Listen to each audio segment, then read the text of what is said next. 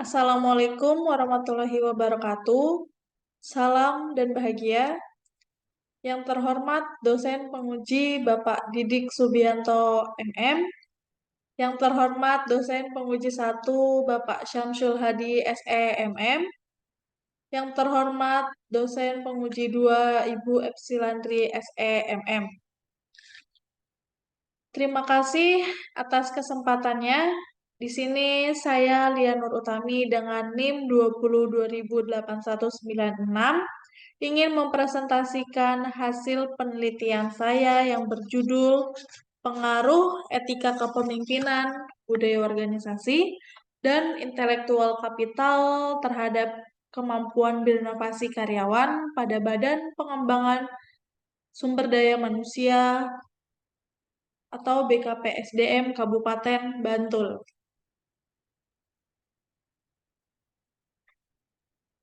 Selanjutnya di sini saya akan menjelaskan latar belakang saya.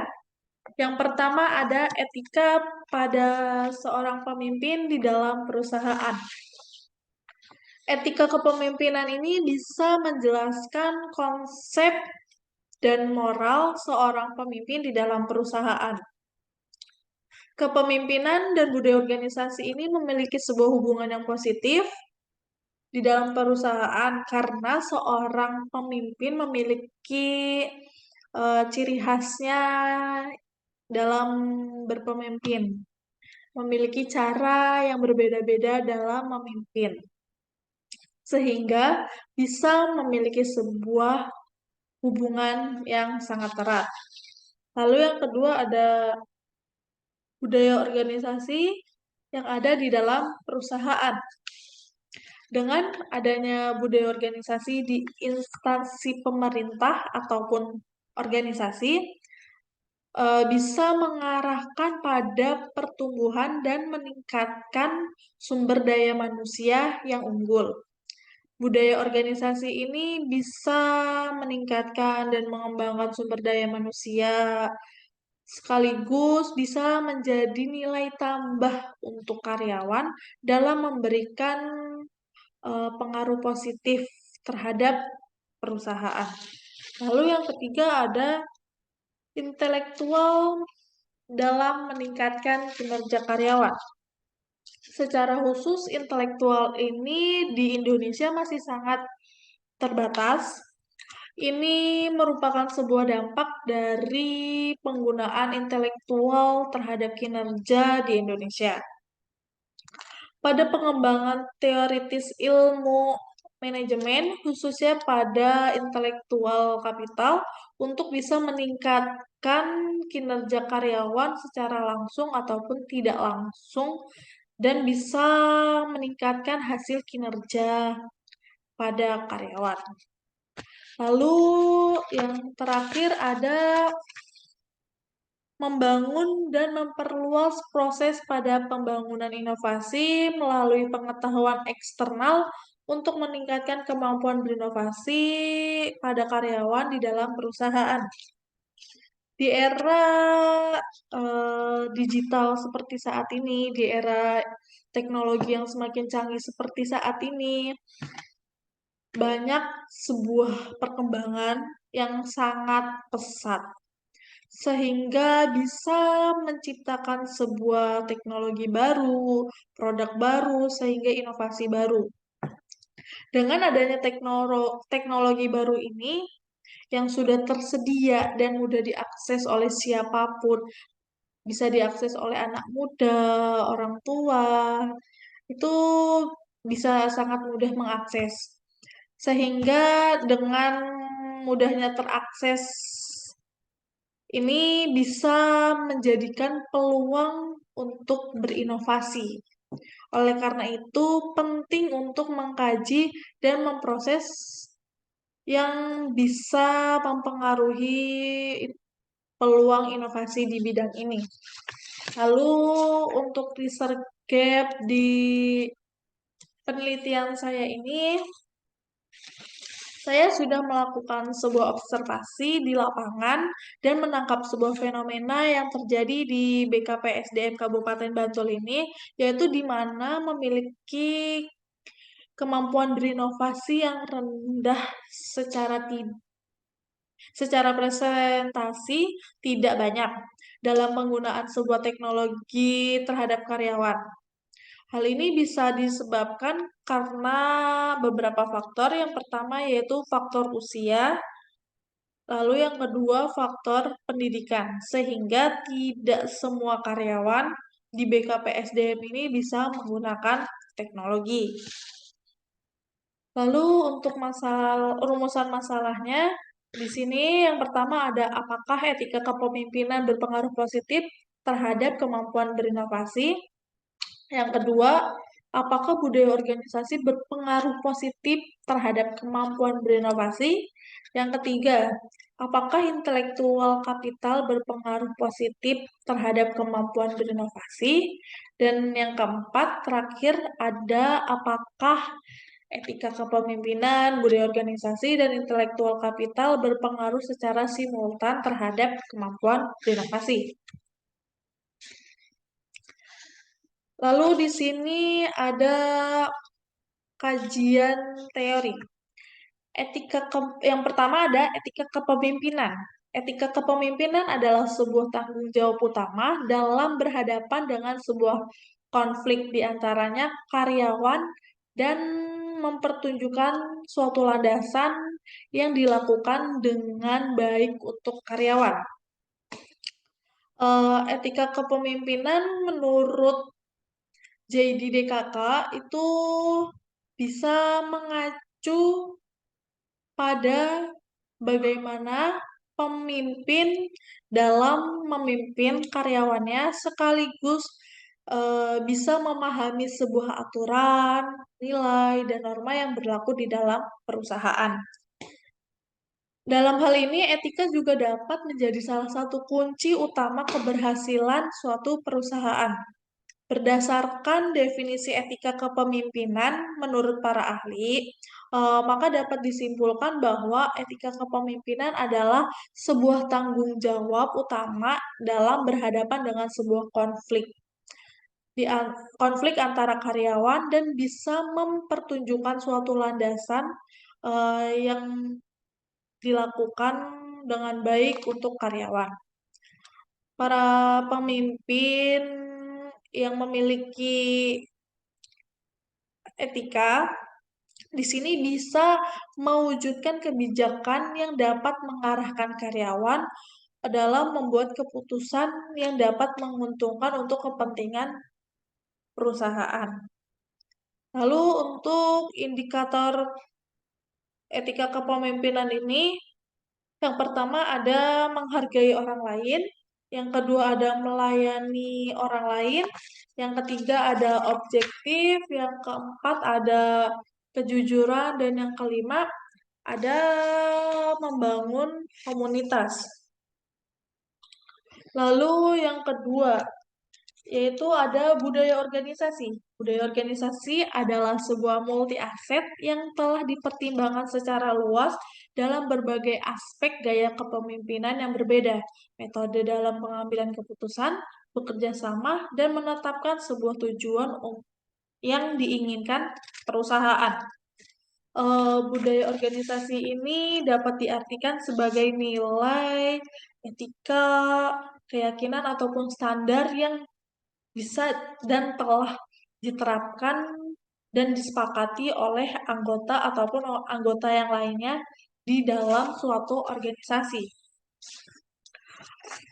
Budaya organisasi ini biasanya dikaitkan dengan etika dan nilai di dalam suatu organisasi.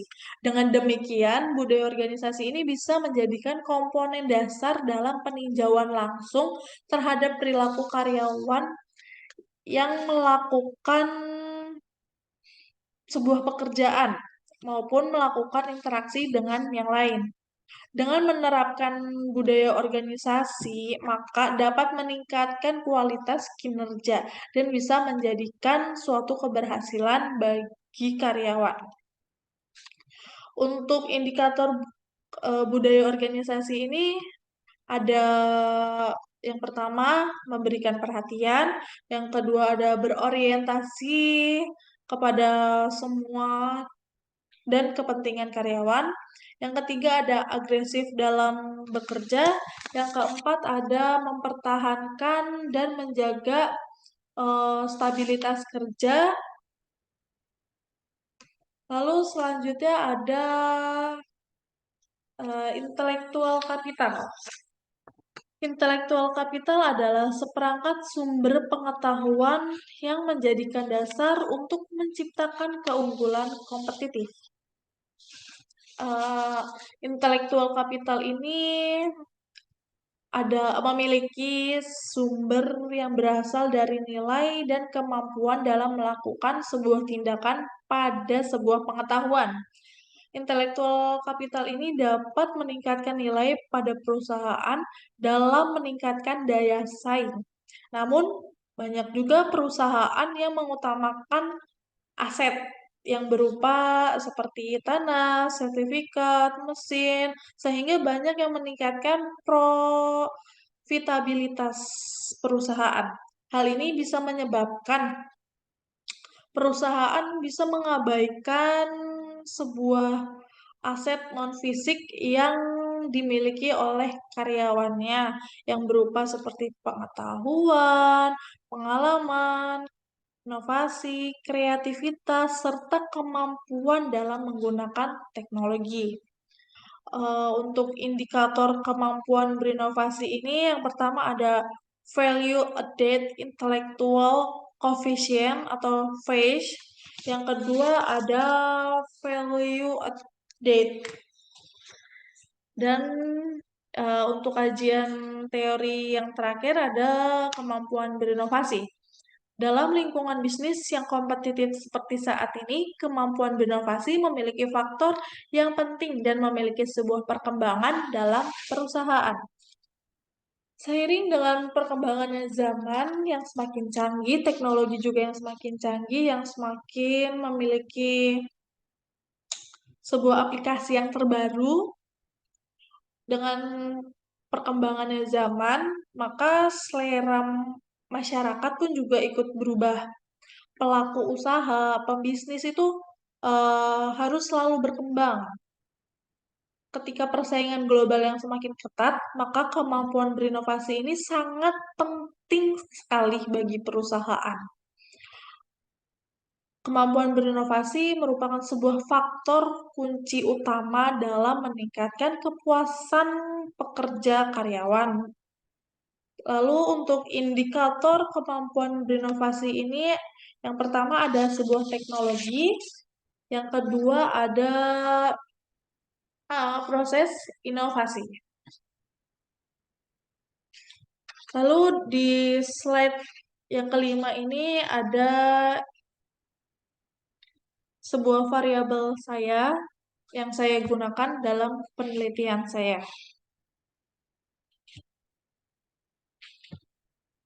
Lalu untuk slide yang keenam ini membahas tentang metode penelitian. Yang pertama ada sifat penelitian. Di sini sifat penelitian saya yaitu saya mengambil kuantitatif.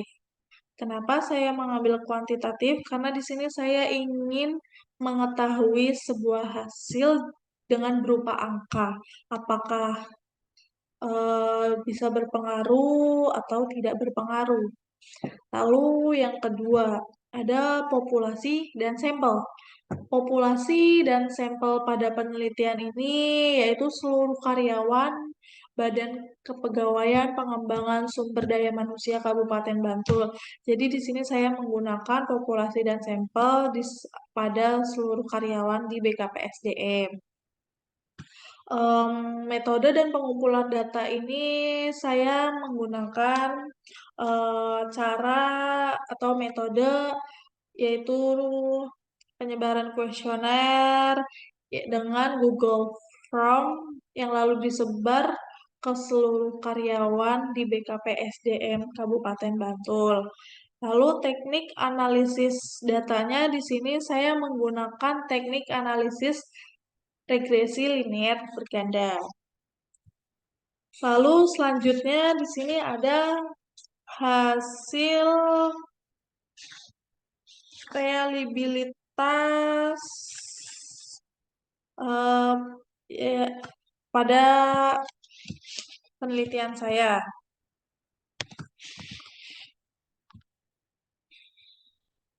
Lalu di sini ada uji normalitas pada penelitian saya berdasarkan tabel yang ada di slide PPT saya.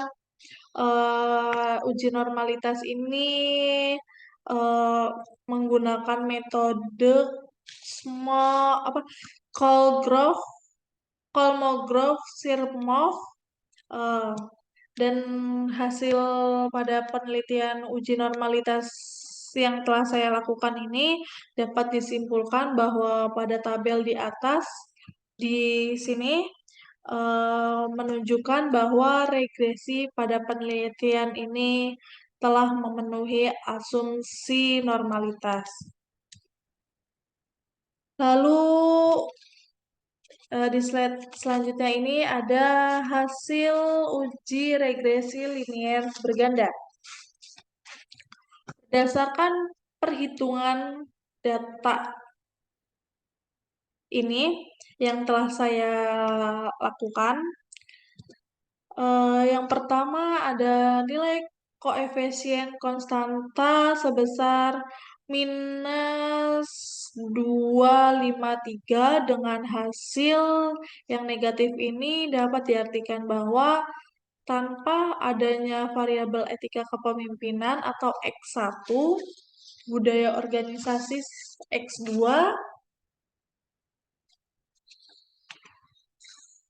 lalu intelektual kapital X3, dan variabel kemampuan berinovasi Y1 akan mengalami penurunan. Lalu yang kedua, nilai koefisien beta pada variabel etika kepemimpinan atau X1 ini sebesar 0,218. Maka jika nilai pada variabel lain konstanta dan variabel X1 ini mengalami peningkatan 1%, maka variabel kemampuan berinovasi itu akan mengalami sebuah peningkatan sebesar 21,8%, begitu pula dengan sebaliknya. Lalu yang terakhir ada nilai koefisien beta pada variabel budaya organisasi, yaitu sebesar 0,750. Jika pada nilai variabel lain konstanta dan variabel X2 ini mengalami sebuah penurunan, maka variabel kemampuan berinovasi bisa mengalami peningkatan sebesar 750%. Begitu pula dengan sebaliknya. Nilai koefisien beta pada variabel intelektual kapital sebesar 1,876. Jika nilai pada variabel lain konstanta variabel X3 ini mengalami penurunan, maka variabel kemampuan berinovasi mengalami peningkatan. Begitu pula dengan sebaliknya. Lalu di sini ada uji T. Berdasarkan tabel hasil uji T yang telah dilakukan oleh saya, dari hasil di sini etika kepemimpinan terhadap kemampuan berinovasi ini menunjukkan hasil T hitungnya ialah 9,426. Etika kepemimpinan ini memiliki nilai signifikan sebesar 0,00 lebih kecil dari 0,05. Dapat disimpulkan bahwa etika kepemimpinan yang baik, maka kemampuan berinovasi akan meningkat. Hal ini berarti terdapat bahwa pengaruh signifikan antara variabel X terhadap variabel X1 terhadap variabel Y. Lalu yang kedua, budaya organisasi memiliki nilai signifikan sebesar 0,00 lebih kecil dari 0,05. Dapat disimpulkan bahwa budaya organisasi baik maka akan meningkatkan kemampuan berinovasi. Hal ini bisa berpengaruh signifikan antara variabel X2 yaitu budaya organisasi terhadap kemampuan berinovasi. Lalu yang ketiga ada intelektual kapital memiliki nilai signifikan sebesar 0,00 lebih kecil dari 0,05. Dapat disimpulkan bahwa intelektual kapital yang baik maka kemampuan berinovasi akan meningkat. Hal ini berarti memiliki sebuah signifikan antara variabel intelektual kapital terhadap kemampuan berinovasi. Lalu untuk uji F. Berdasarkan tabel uji F yang diperoleh, F hitung sebesar 22,988 untuk menentukan F hitung dengan nilai signifikan sebesar 0,00 dengan F tabel. Hasil yang diperoleh untuk F tabel ini adalah terdapat pengaruh pada etika kepemimpinan, budaya organisasi, dan intelektual kapital terhadap kemampuan berinovasi. Lalu untuk slide selanjutnya, di sini ada pembahasan yang pertama, etika kepemimpinan berpengaruh positif dan signifikan terhadap kemampuan berinovasi, sehingga hipotesis pertama diterima. Hal ini didukung dengan penelitian Lei DKK pada tahun 2020 yang menyatakan bahwa etika kepemimpinan berpengaruh positif terhadap kemampuan berinovasi dan mendorong inovasi karyawan dalam konteks organisasi wirausaha. Sebagai seorang pemimpin harus selalu menekankan inovasi terhadap karyawan agar perusahaan dapat mencapai keunggulan yang kompetitif. Selain itu juga didukung juga oleh penelitian Sembiring DKK yang menjelaskan bahwa etika kepemimpinan memiliki pengaruh lain juga terhadap kemampuan berinovasi. Dengan adanya sebuah berita di seluruh dunia yang menarik perhatian publik yang dimana etika ini bisa bertanggung jawab atas perusahaan karena pemimpinnya diminta untuk berperilaku etis. Lalu yang kedua ada budaya organisasi berpengaruh positif dan signifikan terhadap kemampuan berinovasi sehingga hipotesis kedua diterima. Budaya organisasi ini dapat didukung juga dengan penelitian Zahroni DKK tahun 2021 yang menjelaskan bahwa budaya organisasi ini berpengaruh positif terhadap kemampuan berinovasi. Selain itu, hasil penelitian lain juga menjelaskan bahwa budaya organisasi ini terbukti menjadi salah satu pendorong dalam berperilaku inovatif. Lalu yang ketiga ada intellectual capital berpengaruh positif dan signifikan terhadap kemampuan berinovasi, sehingga hipotesis ketiga diterima. Hal ini didukung dengan penelitian oleh LAM DKK pada tahun 2021 yang hasilnya menyatakan bahwa intelektual kapital ini berpengaruh positif terhadap kemampuan berinovasi. Hasil lain juga menyatakan bahwa peran intelektual kapital dalam mencapai sebuah keunggulan yang kompetitif melalui efek mediasi inovasi dalam teknologi berbasis intensif pada sektor telekomunikasi. Terus yang terakhir ada etika kepemimpinan, budaya organisasi, dan intelektual kapital berpengaruh simultan terhadap kemampuan berinovasi sehingga hipotesis diterima. Hal ini didukung dengan penelitian Lei DKK 2020. Kepemimpinan mendorong inovasi karyawan dalam konteks organisasi berwirausaha. Pentingnya pemimpin menekankan inovasi pada karyawan untuk membantu perusahaan dalam mencapai tujuan keunggulan kompetitif melalui inovasi berkelanjutan. Budaya organisasi juga ini terbukti menjadi salah satu pendorong dalam berperilaku inovatif. Dengan adanya inovatif dalam budaya organisasi dapat untuk membuat karyawan menjadi dan memiliki sebuah keterampilan, sebuah inovasi dan kreativitas.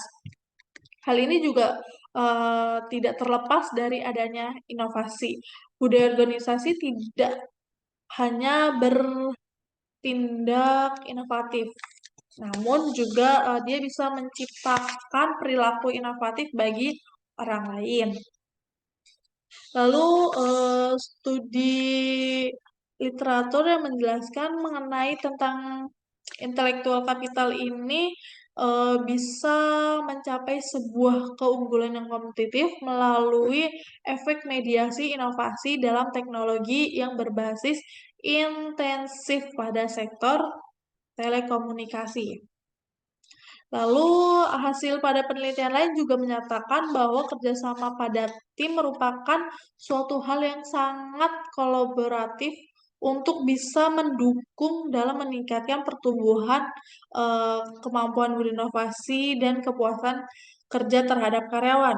Oleh karena itu, perancangan pada proses inovasi dan kepuasan kinerja. Lalu slide selanjutnya ada kesimpulan dan saran. Untuk kesimpulan, setelah dilakukan analisis dan pengujian yang dilakukan, peneliti memperoleh hasil dan dapat disimpulkan seperti yang pertama, etika kepemimpinan ini berpengaruh positif terhadap kemampuan berinovasi. Lalu yang kedua ada budaya organisasi berpengaruh positif terhadap kemampuan berinovasi. Lalu yang ketiga ada intelektual kapital berpengaruh positif terhadap kemampuan berinovasi. Dan yang keempat, etika kepemimpinan, budaya organisasi, dan intelektual kapital berpengaruh secara simultan terhadap kemampuan berinovasi. Lalu yang terakhir ada ini maaf salah. Ini seharusnya adalah saran. Untuk saran ini pemimpin harus memiliki sifat adil dan tidak membandingkan sebuah prestasi karyawan dengan karyawan lainnya.